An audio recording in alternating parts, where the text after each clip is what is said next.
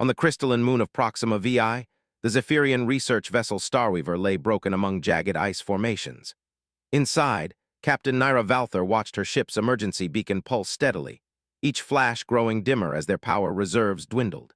Her mate, Chief Engineer Kelvin Valther, worked tirelessly to maintain their failing life support systems, while their 3 children huddled in the emergency shelter, their silver-scaled skin losing its characteristic shimmer. The Galactic Council's response had been swift but crushing. Rescue index calculation negative. Maintain position. Assistance denied. 5 more Council vessels had passed within range over the last 17 cycles, each one acknowledging their distress signal before continuing their predetermined routes. The Council's infamous intervention calculator had deemed their lives insufficiently valuable to warrant the resources required for rescue. "Another ship approaching," Kelvin announced, his usual melodic voice flat with resignation. "Non-Council signature this time, probably another mining vessel that'll ignore us." Naira studied the scanner readings. The approaching vessel was unlike anything she'd seen before, an ungainly construct of metal and determination, its engine's signature practically screaming of primitive fusion technology. "It's decelerating," she whispered, hardly daring to hope. A voice crackled through their communications array, speaking in multiple languages until finding one their systems could translate. "This is Captain Marcus Blackwood of the Earth transport vessel Horizon's Dawn. We've detected your distress signal. Hold tight, we're coming to get you." Earth, Kelvin's antenna twitched in surprise. The primitive species that just achieved FTL travel, they're not even full Council members. The human ship, despite its crude design, executed a precise orbital insertion around the moon. Their sensors detected a smaller craft detaching from the main vessel, its descent toward their position controlled but lacking the elegant automation of Council ships. In the shelter, their children stirred at the sound of landing thrusters. "What's happening?" asked their eldest, Zara, her bioluminescent patches flickering with curiosity. "Someone is finally coming to help," Naira replied, watching through the viewport as 4 figures in patched environmental suits approached their wreck. The humans moved with purpose, carrying equipment that looked cobbled together from multiple technological generations. The lead figure reached their airlock and established a primitive but effective pressure seal. Captain Blackwood's voice came through again, clearer now. "We've got medical supplies, emergency power cells, and a pressurized transport ready. We're getting you out of here." "But the Council's intervention calculator," Kelvin began. "Ma'am, with all due respect to your Council," Blackwood interrupted, "we don't need a calculator to tell us the right thing to do." Inside the Horizon's Dawn, the rescue operation erupted into controlled chaos. Chief Medical Officer Dr. Olivia Reed rushed through final preparations in the makeshift alien medical bay, her hands flying over unfamiliar equipment borrowed from various trading posts. The chamber, originally a cargo hold, had been converted during their descent using every scrap of medical knowledge they'd gathered about Zephyrian physiology. "Engineering reports the biocontainment field is stable," Lieutenant James Wung called from his station, dark eyes fixed on fluctuating energy readings. "But we've got another problem. Long-range sensors are picking up a Council patrol vessel, estimated arrival in 6 hours. Captain Blackwood's jaw tightened as he studied the tactical display. The Council patrol would certainly detect their unauthorized rescue operation. "Noted. Focus on the immediate mission. Dr. Reed's status." "Ready as we'll ever be," Olivia replied, adjusting the ambient light spectrum to match Zephyrian biological requirements. "Their species processes energy differently from us. They literally feed on specific wavelengths of light. I've modified our standard emergency protocols accordingly." The rescue team, led by Security Chief Diana Patel, had already reached the crashed vessel. Their helmet cameras transmitted real-time footage to the bridge, showing the Zephyrian family's deteriorating condition. The children's silver scales had dulled to an alarming gray, their bioluminescent patches flickering weakly. "Captain," Diana's voice crackled through the comm, "the youngest one's energy signatures are critically low, requesting permission to initiate emergency transport procedures." "Granted, get them out of there." The rescue team worked with practiced efficiency, their movements careful but urgent. They drilled for this type of operation dozens of times, though never with actual alien civilians. Diana's team helped secure the weakened Zephyrians into specialized transport pods, while engineer Rachel Torres salvaged crucial data from the crashed ship's computers. As they worked, Captain Naira watched the humans with a mixture of confusion and hope. "Your species? You risk much by helping us. The Council will not look kindly upon this intervention." Diana's reply was immediate and firm. "We're well aware of the Council's position, ma'am. We simply disagree with it." Back on the Horizon's Dawn, the bridge crew monitored the rescue's progress while simultaneously preparing for their inevitable confrontation with the Council. Lieutenant Wang coordinated with engineering to plot the fastest escape route that wouldn't tear their jerry-rigged medical bay apart. "Contact," Rachel's voice suddenly cut through the comm channel. "Multiple biosignatures approaching the crash site, indigenous predators drawn by our activity." Captain Blackwood's response was immediate. "Diana, expedite evacuation. Dr. Reed, prep for emergency intake. Engineering, divert power to the tractor beam. We'll pull the transport pods up directly if we have to." The next few minutes were tense as the rescue team raced against both time and the approaching threats. The transport pods, containing the Zephyrian family and essential supplies from their vessel, were secured one by one.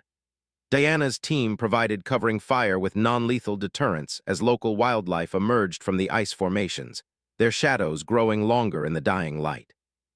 Kelvin Valther, helping to transfer the last of their research data, paused to stare at the humans. "You've planned for this, not just the rescue but helping our specific species. Why?" Rachel secured the final data core before responding. "Because it was the right thing to do. We've been monitoring Council frequencies since we first achieved FTL. We've heard other distress calls, seen other ships pass them by. We decided someone had to be first. Someone had to show that there's another way." As the last transport pod was secured and the rescue team began their ascent, Captain Blackwood's voice echoed through all channels. "All hands, prepare for emergency departure. We've got 5 hours to clear Council space with our new passengers, and I intend to make every minute count." The Horizon's Dawn shuddered as it pushed its engines beyond recommended limits. In the converted medical bay, Dr. Olivia Reed fought to stabilize the youngest Zephyrian child, whose vital signs were rapidly deteriorating. The ship's artificial lighting had been modified to emit the specific wavelengths the aliens needed, but years of energy deprivation had taken their toll. "Their biology is fascinating," Olivia muttered, adjusting the energy field surrounding the child. "They don't just absorb light, they transform it into complex molecular structures. It's like photosynthesis crossed with nuclear fusion." The child's mother, Naira, hadn't left the medical bay since their rescue. Her own silver scales were gradually regaining their luster under the specialized lighting, but her attention remained fixed on her offspring. "On our homeworld, we absorb energy from our binary suns. The crash threw us far from any suitable star system." A violent tremor rocked the ship. Captain Blackwood's voice came through the intercom. "Doctor, status report. That last maneuver wasn't kind to our structural integrity." "The adult Zephyrians are stabilizing, but the youngest—" Olivia hesitated, watching the child's bio-readings fluctuate. "Captain, we need more power to the medical bay." "Understood." There was a pause. "Engineering, divert power from life support on decks 3 through 7. Seal off those sections." Lieutenant Wang's voice cut in. "Sir, that'll leave us with only emergency systems in those areas, if we encounter combat." "Then we'll deal with it. Execute the order." In engineering, Rachel Torres worked frantically to reroute power conduits, her hands flying over makeshift connections. The Horizon's Dawn had never been designed for this kind of modification.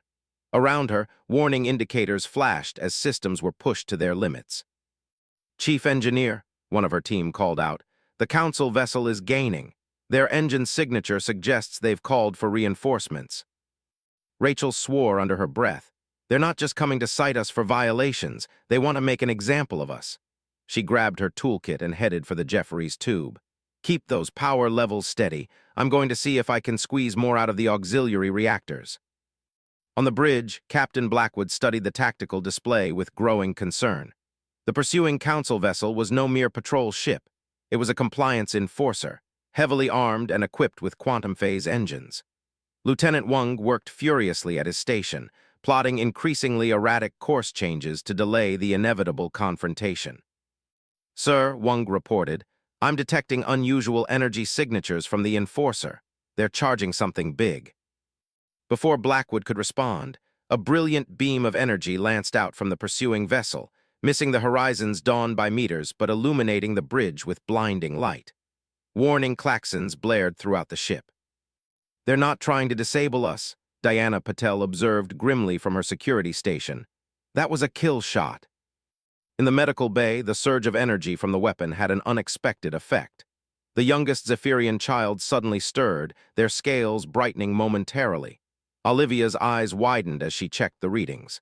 "Captain, the Council weapon, its energy signature matches what the Zephyrians need, if we could somehow." "Already on it?" Rachel's voice cut in from engineering. "Doctor, send me the frequency analysis. I think I can modify our shield harmonics to convert their weapon's fire into something useful." Another shot from the Council vessel rocked the ship. In the midst of the chaos, Kelvin Valther stepped forward on the bridge. "Captain Blackwood, your people have already risked everything for us. Let us surrender ourselves. The Council will." "Will what?" Blackwood interrupted. "Execute you for accepting help, imprison us for providing it." "No, Lieutenant Wang, plot a course directly through the Carina Nebula. Rachel, how long until those shield modifications are ready?" 3 minutes, Captain. Maybe less if they keep shooting at us." "They will," Diana confirmed, monitoring the Enforcer's weapons array. "They're charging for another shot." Blackwood opened a ship-wide channel. "All hands, this is the captain. We've got a Council Enforcer on our tail and more on the way. They're not here to issue citations, they're here to bury their mistake. But in trying to stop us, they've given us exactly what we need to save our passengers. Sometimes the most powerful weapons are the ones your enemy hands you. Stand by for extreme maneuvers." Blackwood out. As the horizon's dawn dove toward the roiling energies of the Carina Nebula, Rachel's voice came through once more. "Shield modifications complete, Captain. Let's show the Council what happens when they underestimate human ingenuity." The Enforcer's next shot streaked toward them, its deadly energy ready to tear the human vessel apart. But this time, the horizon's dawn was ready to turn destruction into salvation.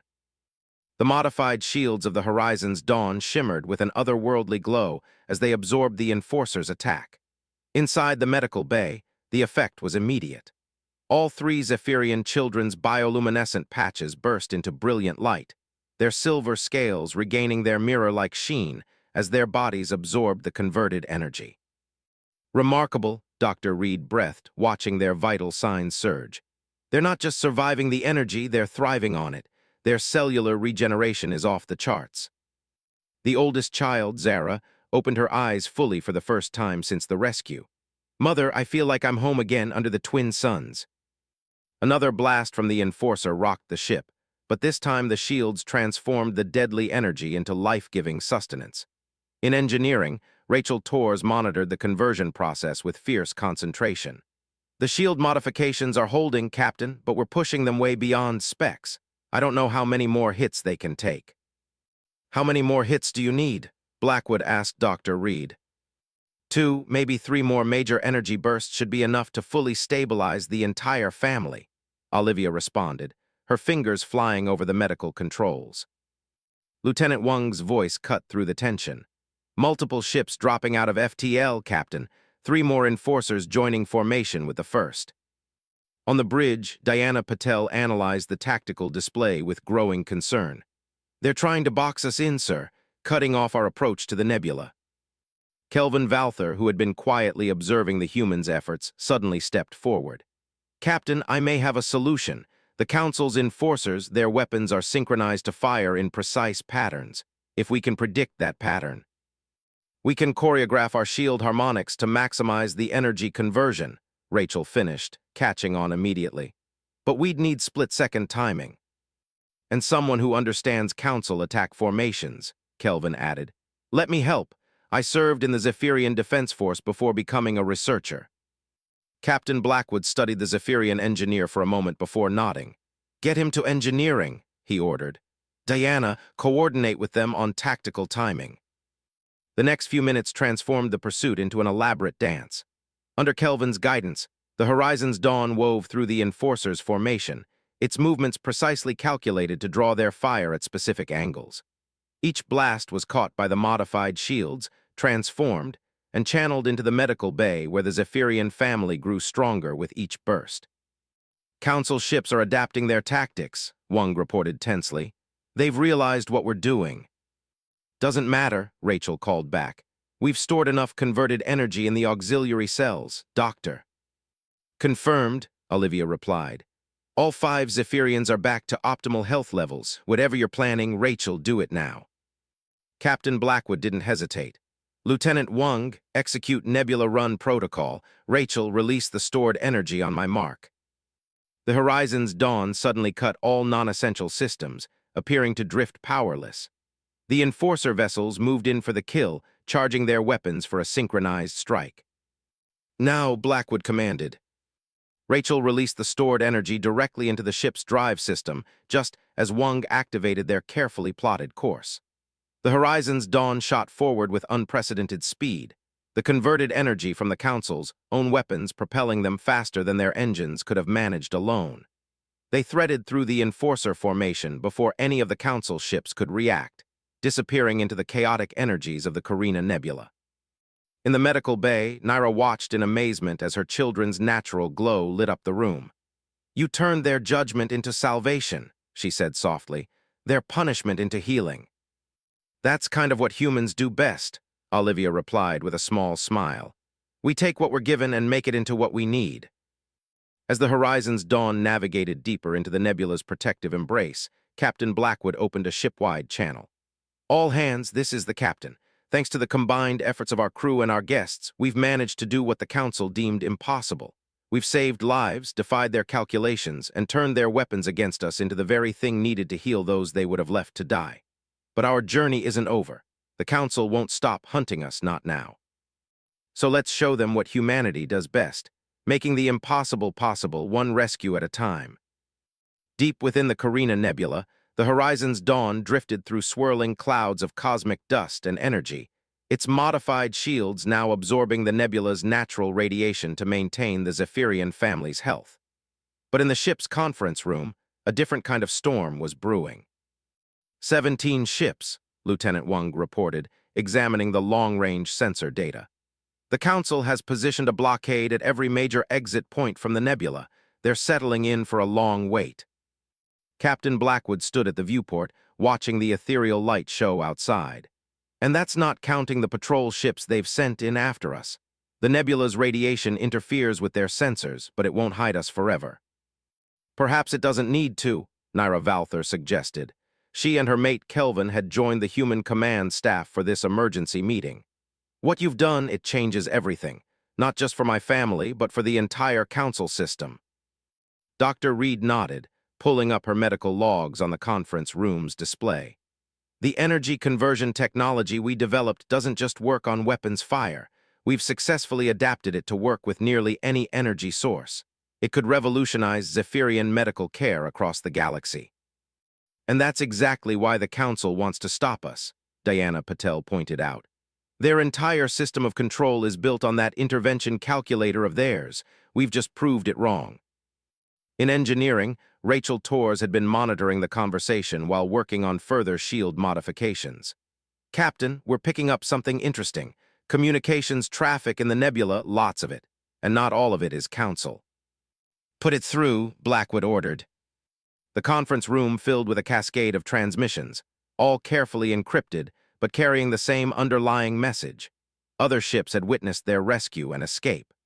The story was spreading through independent trading vessels, non-Council worlds, and even some Council member species who had long questioned the calculator's cold logic.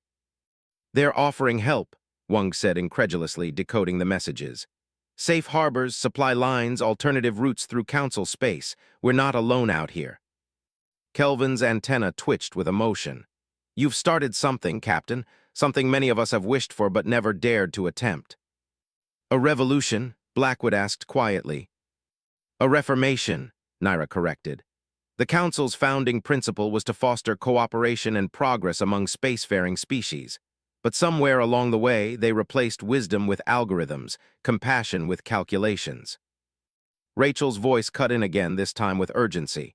Captain, priority transmission coming in, it's from a Council ship, but on a non-standard frequency. Put it through, secure channel, A new voice filled the room, speaking in carefully measured tones. This is Council Observer Thex. I represent a growing faction within the Council who have long opposed the intervention calculator. What your ship has done has given us the proof we needed. There are others like us, positioned throughout the Council fleet currently hunting you. Diana leaned forward. How many? Enough, Thex replied. Enough to ensure your safe passage to neutral space if you agree to share your energy conversion technology with all species, not just the Council. The human crew exchanged glances. They had set out to save one family and had stumbled into a chance to change an entire civilization. There's something else, Thex continued. We've been monitoring communications across Council space. Your actions have inspired others. 3 different rescue operations have already been launched in violation of calculator protocols. The dam is breaking. Captain Blackwood turned to face his crew and their Zephyrian guests. When we started this mission, we knew we might be sacrificing everything just to save 5 lives. Now we have a chance to save countless more to help reform a system that has forgotten its own purpose. He paused, studying each face in turn. But it has to be a unanimous decision. We all take this risk together or not at all. Dr. Reed was the first to respond. The medical implications alone make it worth the risk, if we can help prevent other families from suffering what the Valthers endured. Engineering's been itching to share these modifications anyway, Rachel chimed in. The math is beautiful, it deserves to be built upon. One by one, the crew voiced their agreement. Finally, Naira spoke, her voice carrying the weight of her family's ordeal. You've shown us that there's more to civilization than cold equations. Let us help you show the rest of the galaxy as well. Blackwood nodded, turning back to the communications panel. Observer Thex, we accept, but we have conditions of our own. The reformation you're planning, it needs to ensure that no other family will ever be abandoned because of a mathematical formula. Agreed, Thex replied. Stand by for encrypted coordinates, and thank you for reminding us all what it truly means to be civilized. As the Horizon's Dawn prepared to make its run for neutral space, surrounded by silent allies hidden among their pursuers, Captain Blackwood couldn't help but smile. They had set out to save 5 lives and had ended up saving the soul of an entire civilization. Sometimes, he reflected, the most powerful changes started with the simplest of choices, to help when others would turn away.